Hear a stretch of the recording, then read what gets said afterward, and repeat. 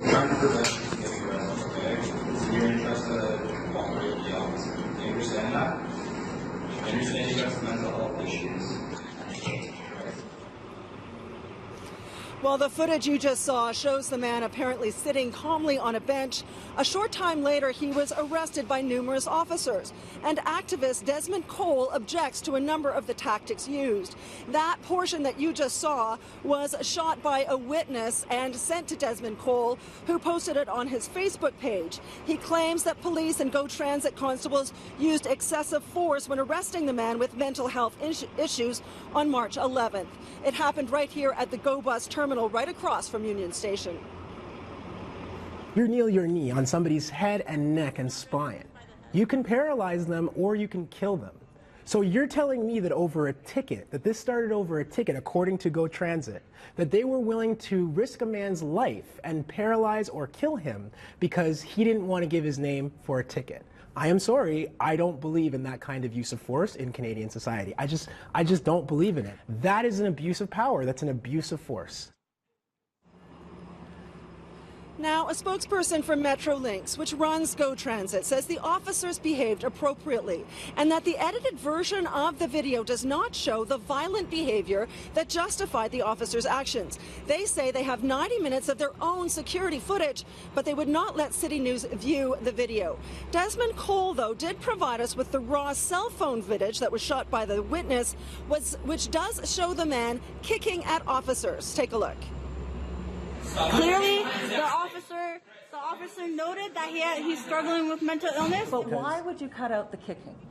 Does that not seem like there's a little less transparency than there should be? I didn't see anybody get kicked. The officers also say he was biting. Yeah. I didn't see anybody get bitten, right?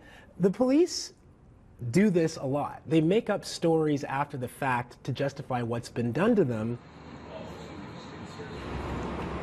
Cole says that in all, 11 transit and police officers were involved in the incident. Metrolinx says that Cole's video does not show the moments leading up to the arrest and that officers used as little force as possible when arresting the man.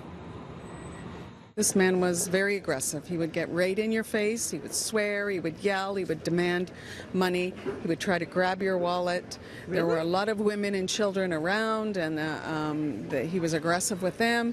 He had been asked to leave. He had left and come back a number of times. So the officer got to the point where he finally thought, I'm going to have to charge him. At one point on the video, an officer asks for the witness's identification and also threatened to take their cell phones for evidence, which Cole says is not allowed. But we asked police, who say that in fact in certain circumstances it is. You're not having my idea. Certain circumstances described in the criminal code as exigent circumstances where a police officer has the authority to do that. He has to do other things first, but there is the authority in what's thought to be a limited number of cases for officers to seize evidence. The other thing that's important to note is that if you do have the authority to seize the phone, you don't have the authority to examine the data on the phone. For that, it is absolutely clear that you need a warrant.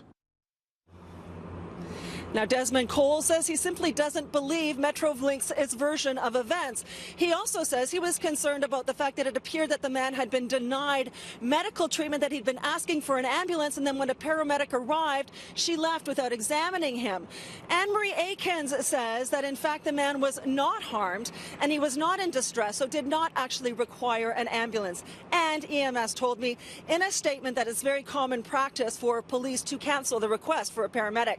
The man also has been charged, I want to tell you, with a solicit in an aggressive manner, obstructing a peace officer, assaulting a police officer, as well as failing to comply with probation.